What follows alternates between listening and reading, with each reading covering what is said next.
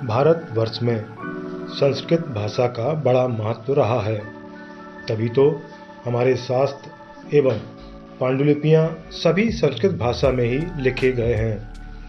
प्राचीन भारत में गुरुकुलों में अध्ययन की प्रमुख भाषा संस्कृत ही रही है।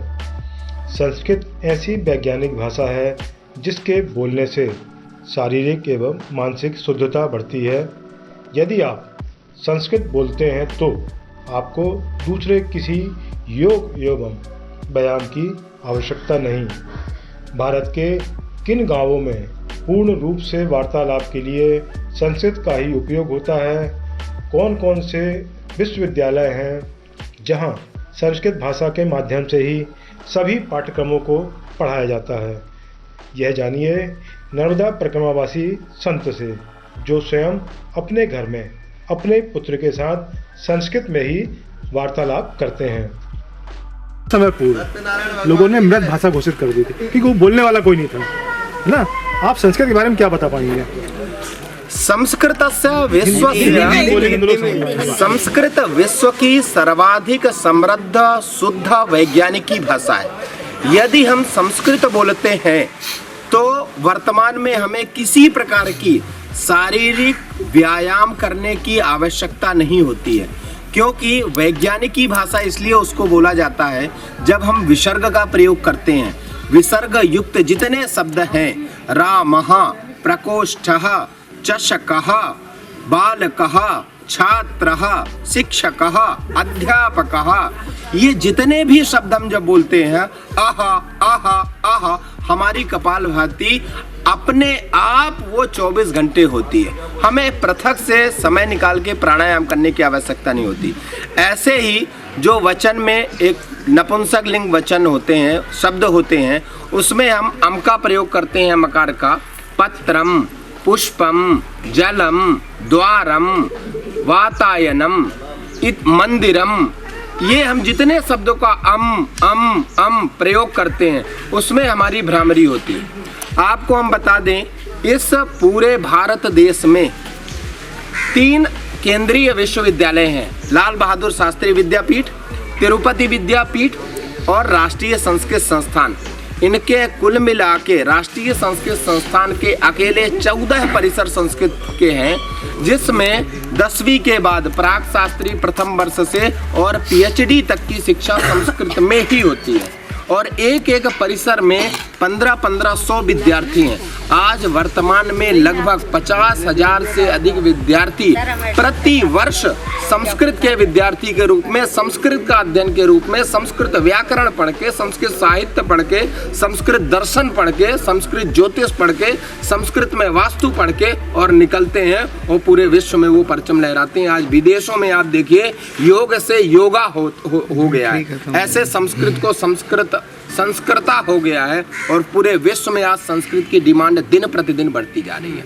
जर्मनी में अकेले 54 विश्वविद्यालयों में इंडियन चेयर के नाम से संस्कृत विश्वविद्यालयों में संस्कृत पढ़ाई जाती है। अभी देश में ऐसे कितने गांव हैं जो पूर्णतः संस्कृत बोलते हैं? 5 गांव हैं जिसमें पूर्णतः संस्कृतमय वायुमंडल है और वहाँ पे लगभग 24 घंटे अनौपचारिक रूप से संस्कृत वार्तालाप होता है।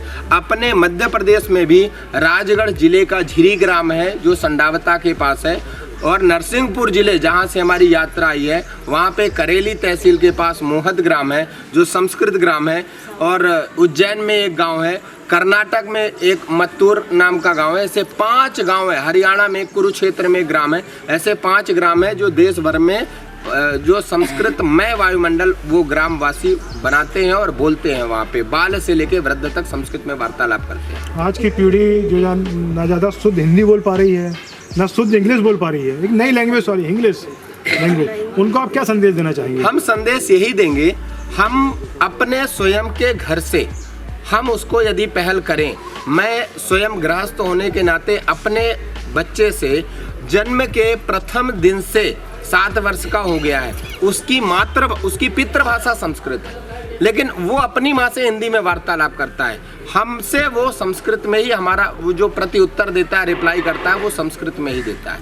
तो यदि हम अपनी घर से पहल करेंगे, हमारे यहाँ 2 बच्चे रहते हैं, 3 बच्चे रहते हैं, 4 बच्चियाँ रहती हैं, बच्चे रहते हैं, हम संस्कृत विद्यालय उसको भेजते हैं जो 3rd डिवीजन का है।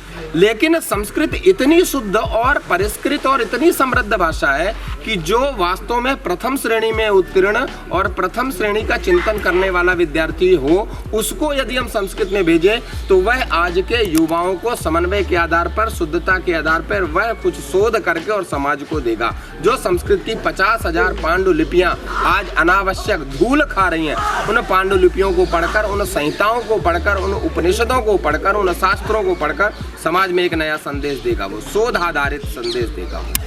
आज के युवाओं को हम यही कहेंगे, यदि वह संस्कृत जानता है तो विश्व की कोई भी भाषा सरलता से, सहजता से वो सीख सकता है। यदि वह संस्कृत का उच्चारण करता है तो उसका सौंदर्य स्वयं अपने आप में एक निखर के आता है। उसको प्राणायाम करने की आवश्यकता नहीं है, अलग से कुछ भी करने की आवश्यकता नहीं है। उसका स्मृति, उसका उच्चारण, यदि वह संस्कृत अगर शिशु काल से वो बोलना जानता है तो वह विश्व की कोई भी भाषा आसानी से सीख सकता है। यह पूर्णतः प्रमाणित है। नर्मदा पुत्र अग्निवेशः भोपालतः संस्कृत सेवकः बाह्य जगत बाह्य शरीरस्य इति शुद्धता तो डियो द्वारा भवितुमर्हति, स्नान फेनकेन भवितुमर्हति, तैलेन भवितुमर्हति, परंच आंतरिक शुद्धता, आंतरिक शुचिता, आंतरिक पवित्रता केवलम आध्यात्मिक द्वारा एव भवति। तदर्थं वयं नर्मदा परिक्रमां कुर्वन्तः स्मः। 200 जनाः सन्ति, महिलाः पुरुषाः च स्वामिनः नेतृत्वेन सर्वे अपि पदभ्याम एव परिक्रमां कुर्वन्तः सन्ति। 6 मासस्य एषा परिक्रमा वर्तते। संपूर्ण परिक्रमा वासिनः आवली घाट बुधनी जिला सीहोरतः प्रस्थानं कृतवन्तः। तत्रैव अनन्तरं 6 मासानन्तरं यात्रायाः विराम भविष्यति, पूर्णाहुति भविष्यति इति एव अहं वदामि कि अस्माकं यदि आंतरिक शुचिता पवित्रता यदि आवश्यकं चेत आध्यात्मिक द्वारा एव भवितुमर्हति। आंतरिक शुचिता, पवित्रता, संतुष्टि, सुख, समृद्धि सर्वम अंतः हृदयेन यदि भवति चेत आध्यात्मिक रूपेण एव भवितुमर्हति, अन्यथा न। यथा वदन्ति जनाः ब्रह्म सत्यं जगत् मिथ्या, तदेव वयं केवलं चिन्तनं कुर्वन्तः एतां परिक्रमां कुर्वन्तः स्मः इति एव वदामि। नर्मदे हर त्वदीयपादपङ्कजं नमामि।